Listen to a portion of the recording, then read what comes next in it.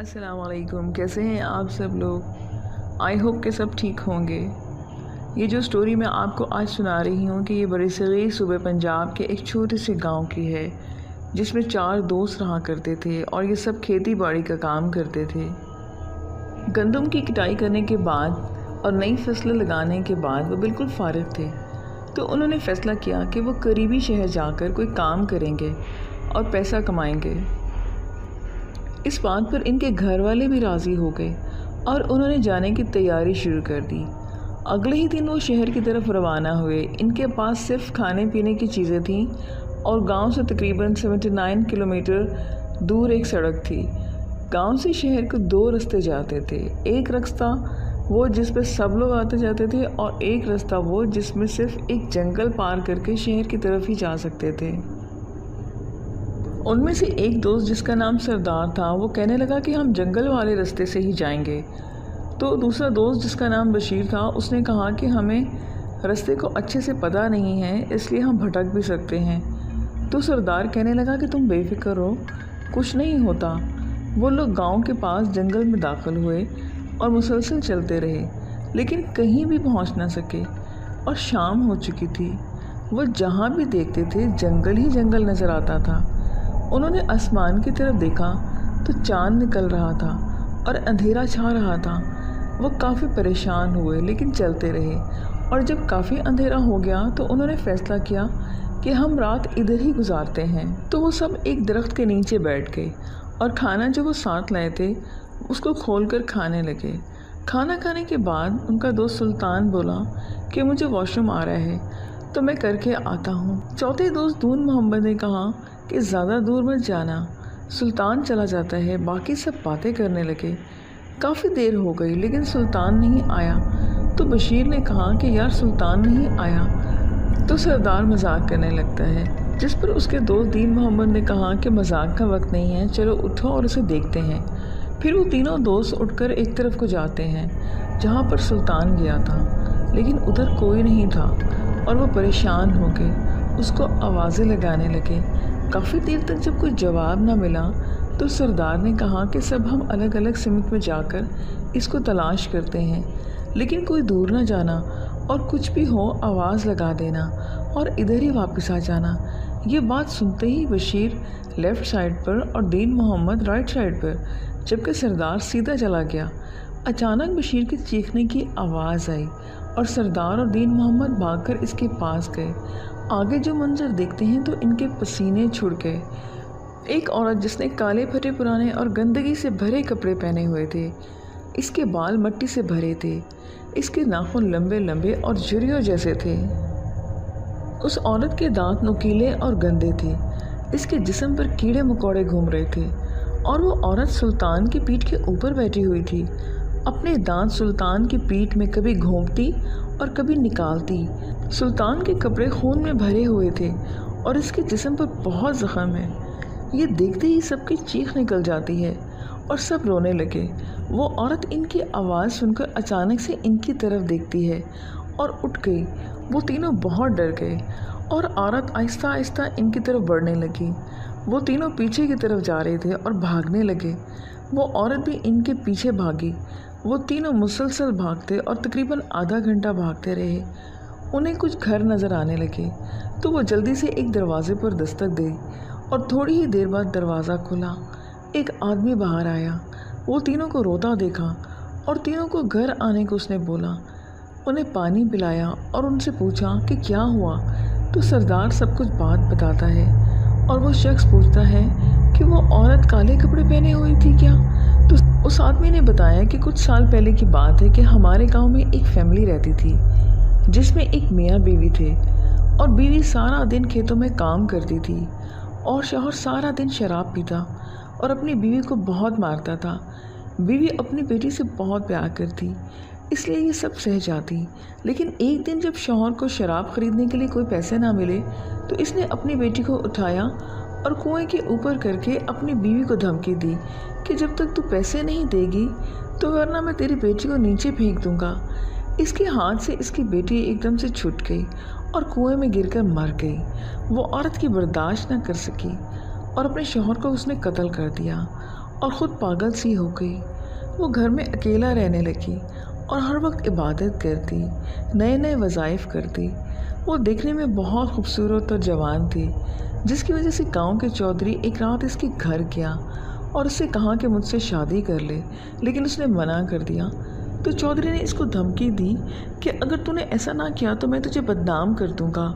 تو اس نے کہا کہ تو جو کر سکتا ہے تو کر لے چودھری، اور اگلے دن گاؤں کے لوگوں کو اکٹھا کیا اور ان کو سب کو کہا کہ یہ عورت کالا علم کرتی ہے، ہماری زندگی برباد کر دے گی۔ ایسی باتیں کر کے گاؤں والوں کو اس نے ان کے خلاف کر دیا۔ گاؤں والوں نے اسے گاؤں سے دھکے دے کر نکال دیا۔ اس دن سے وہ پاگل ہو گئی اور جس کو دیکھتی ہے اسے مار دیتی ہے۔ 3 سال پہلے ہی جنگل سے اس کی لاش ملی تھی، جسے بے رحمی سے مارا گیا تھا۔ یہ سب باتیں سن کر وہ بہت دکھی ہوئے۔ سردار نے اسی وقت کاپی پنسل لی اور ہاسپٹل کے عملے کو ایک خط لکھا اور ان کو ساری ڈیٹیل بتائی۔ انہوں نے سوچا کہ میڈیکل ٹیم آنے میں 2 دن تو لگیں گے، تو وہ اسی جگہ پر رہیں گے اور کل سب لوگ سلطان کی لاش اٹھا کر واپس لائیں گے۔ تو وہ سب لوگ سو گئے کہ اچانک بشیر نے اس کی چرپائی کے پاس تھوڑی سی آہٹ محسوس کی۔ وہ ڈر گیا اور آہستہ سے اس نے اپنی آنکھیں کھولی تو دیکھا کہ وہی عورت تھی۔ بشیر چلانے لگا اور سب اٹھ گئے۔ وہ عورت بھاگ گئی۔ تھوڑی دیر بعد گاؤں کے جانور چیخنے لگے۔ سب گاؤں والے اٹھ کر گھروں سے باہر آ گئے۔ سب جانوروں کے پاس گئے تو دیکھا کہ کوئی جانور مرے پڑے ہوئے ہیں اور سب گھر والے گھبرا گئے۔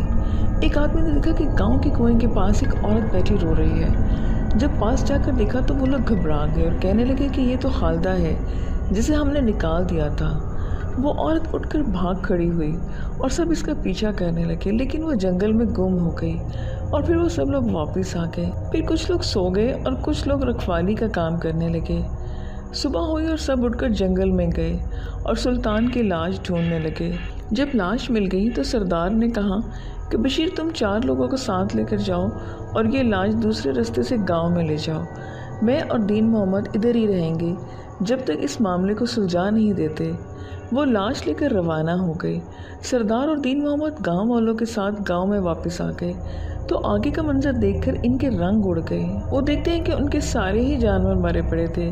وہ سب ایک دم سے رونے لگے اور پھر رات ہو گئی کہ ایک بچے نے آ کر بتایا۔ وہ بولا کہ گاؤں کے پاس ایک عورت گری پڑی ہے۔ سب نے جا کر وہاں بھاگ کر دیکھا تو وہ وہی عورت تھی اور وہ مر چکی تھی۔ گاؤں والے اسے اٹھائے اور چرپائی پر لٹا گئے، لیکن اس کے ساتھ ہی وہ ایک دم سے گھبرا گئے کیونکہ وہ عورت ایک دم سے اٹھ گئی۔ سب نے ادھر ادھر دیکھا اور بھاگنے لگے، لیکن ایک عورت حاملہ تھی، وہ بھاگ نہیں سکی اور وہیں پر گر گئی۔ وہ عورت اس کے پاس گئی اور اس کے ناخنوں سے زخمی کرنے لگی۔ گاؤں والے دیکھ کر شور مچانے لگے، لیکن وہ پاگل عورت اس کے پیٹ پر ناخن مارتی رہی، جس کی تکلیف سے وہ عورت برداشت نہیں کر سکی اور مر گئی۔ پھر گاؤں والوں نے اس عورت کی لاش اٹھائی اور روتے دھوتے واپس گاؤں میں آ گئے۔ سبھی لوگوں کی آنکھوں کے سامنے وہ پاگل عورت جنگل میں داخل ہوئی اور ایک دم سے غائب ہو گئی۔ اس دن کے بعد سے وہ عورت دوبارہ دکھائی نہیں دی۔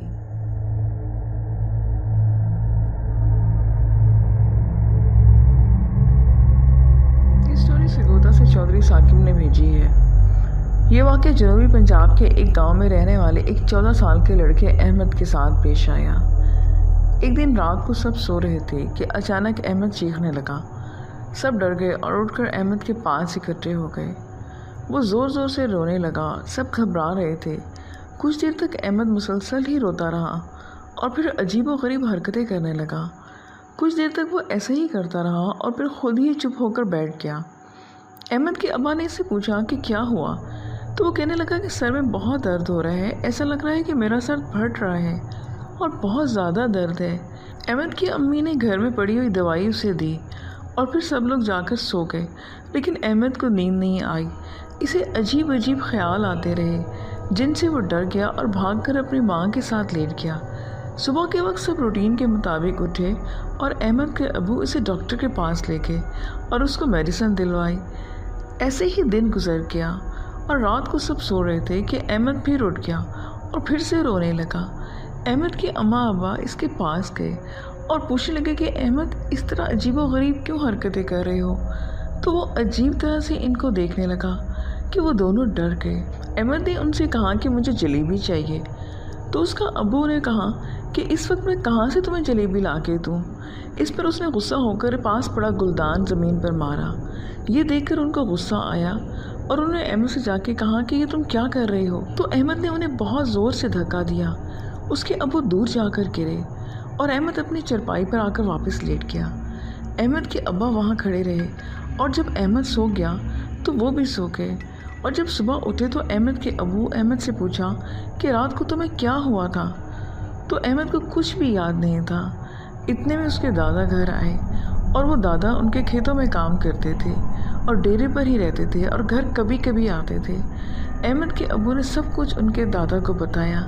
तो दादा कहने लगे कि किसी इसको अल्लाह वाले के पास लेकर जाओ और अहमद और अम्मी अबू से एक इलाके के मशहूर आलिम दीन के पास लेकर गए और उन्हें सारी डिटेल्स बताई।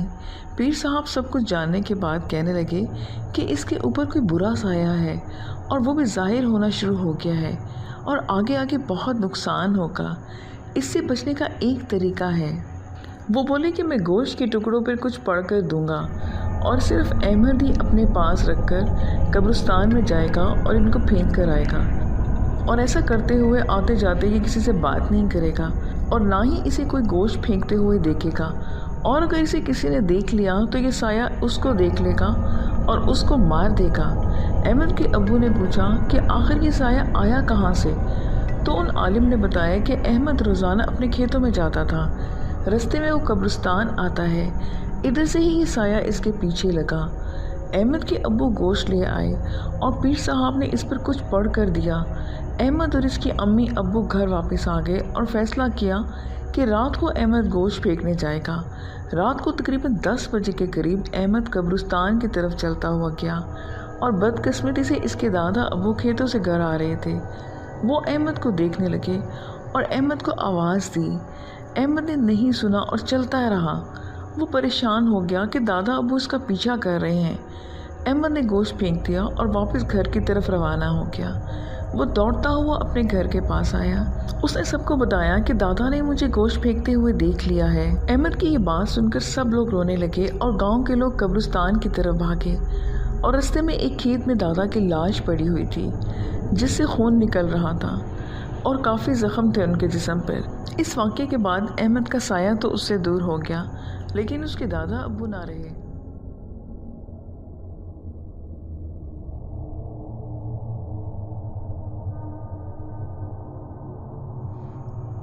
ये कोहाट से मरियम खान ने स्टोरी भेजी है। कई बरस पहले की बात है कि दूर नहरों झरनों के बीच एक खूबसूरत पहाड़ों से घिरा एक गांव था जिसका नाम खुशहाल था। इस गांव के लोगों के भाईचारे और नेक नीयत और अखलाक के बाइस इसका नाम मशहूर हुआ था। मगर कुछ अरसे के बाद इस गांव में अचानक कुछ हादसे रौनमा होने लगे।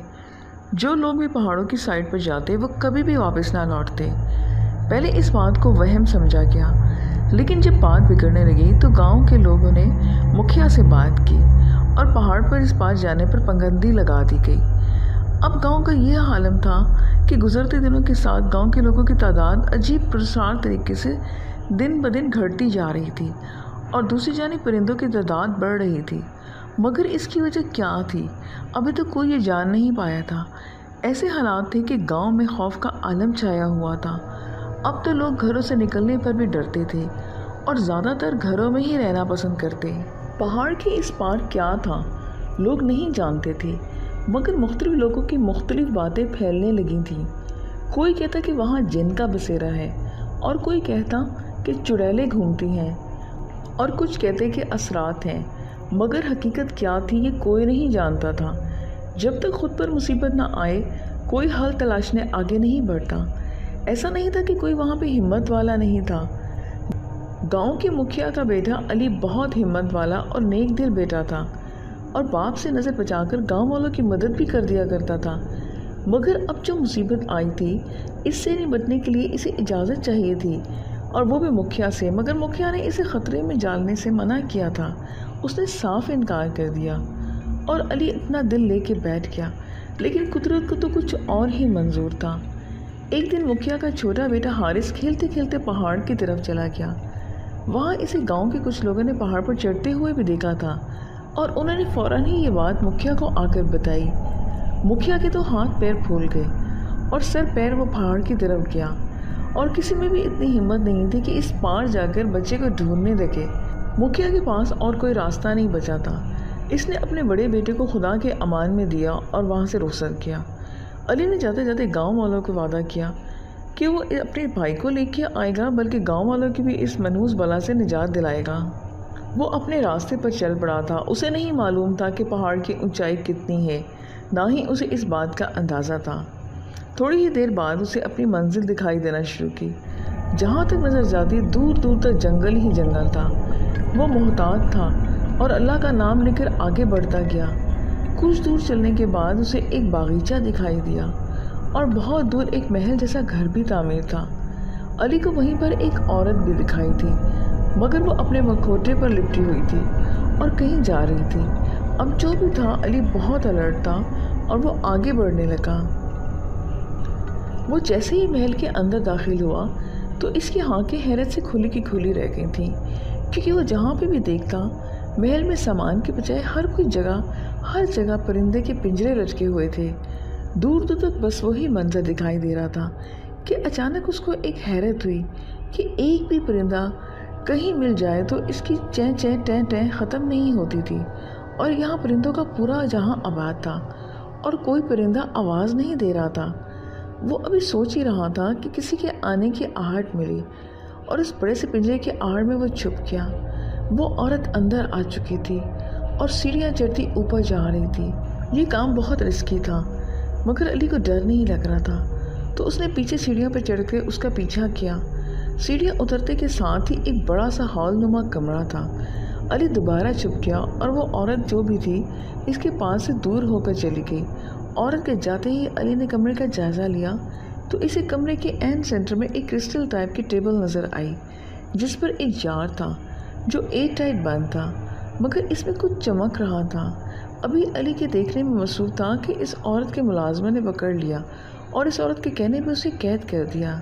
وہ عورت اسے دیکھ کر بہت خوش ہوئی اور کہنے لگی کہ اچھا ہوا کہ شکار آج محنت نہیں کرنی پڑی اور میرے پاس میرا شکار خود چل کر آ گیا۔ بس چاند نکلنے کا انتظار ہے، پھر ہم سب سریلی آواز کے مالک بن جائیں گے۔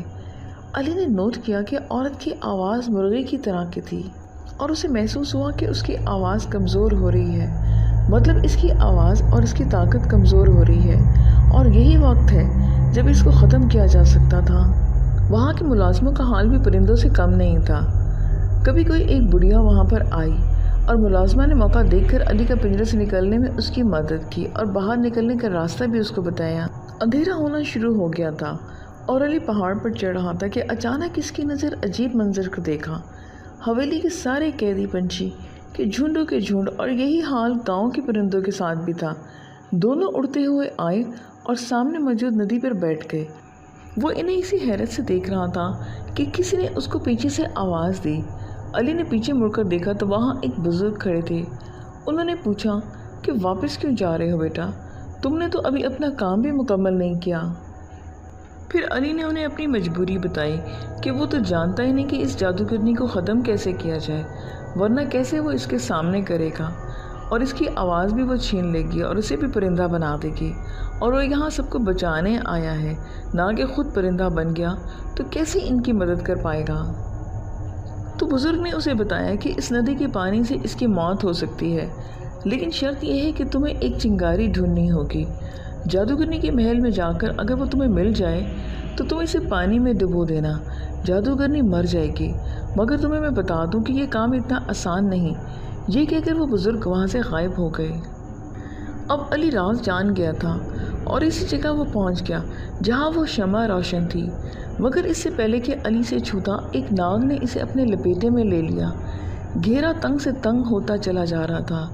علی کے ہاتھ پانی سے بھری شیشی آ گئی اور اس نے وہ شیشی ناک پر دے ماری۔ نہر کا پانی پڑتے ہی اس نے ناک پر تیزاب کا کام کیا اور چند ہی منٹوں میں ناگ وہاں سے غائب ہو گیا۔ علی نے لپک کر وہ جار اٹھایا اور کھول دیا۔ جار کے کھلتے ہی پورا محل پرندوں کی چہچہاہٹ سے گونجنے لگا، اور وہیں دوسری طرف جادوگرنی گرتی پڑی اس کی طرف آ رہی تھی کہ چھوٹ دو اسے۔ وہ مسلسل علی کو پکارے جا رہی تھی اور آگے بڑھنے سے روک رہی تھی کہ علی نے جار لے کر ایک دم سے بھاگنا شروع کر دیا۔ مگر اس سے پہلے کہ وہ جار نہر میں پھینکتا اس کو ٹھوکر لگنے سے علی ڈگمگا گیا اور جادوگرنی نے اسے جھپٹ لیا۔ چاند سر پر آ چکا تھا۔ علی نے اللہ سے دعا کی، بس کچھ ہی پل بچے تھے۔ یہ کہنا تھا کہ جار کے گرنے سے پہلے ہی پرندوں کے جھنڈ جار کے سنبھال لیا اور آگے بڑھ کر جادوگرنی پر حملہ کرنے لگے۔ یہ کہنا تھا کہ جار کے گرنے سے پہلے ہی پرندوں کے جھنڈ نے جار کو سنبھال لیا اور آگے بڑھے۔ اب جادوگرنی حملہ کے لیے جاتی ہے تو پرندے گرتے جاتے اور دوسرے جار کے ساتھ آگے بڑھتے اور آخرکار نہر میں گر ہی گیا۔ جار کے گرتے ہی جادو کا اثر الٹ گیا اور جادوگرنی کچھ ہی سیکنڈ میں وہاں سے غائب ہو گئی اور تمام لوگ اپنے اصل روپ میں آ گئے۔ وہ سبھی لوگ بہت خوش تھے اور علی کو پیار کر رہے تھے۔ گاؤں کے لوگ یہ سارا شو سن کر باہر آئے اور اپنے پیاروں سے مل کر بہت خوش ہوئے۔ لسنرز، یہ آج کی سٹوریز تھی۔ امید ہے کہ آپ کو پسند آئیں گے۔ پھر نیکسٹ ویڈیو میں ملیں گے نیو سٹوریز کے ساتھ۔ اپنا خیال رکھیے گا۔ مجھے اجازت دیجیے۔ خدا حافظ۔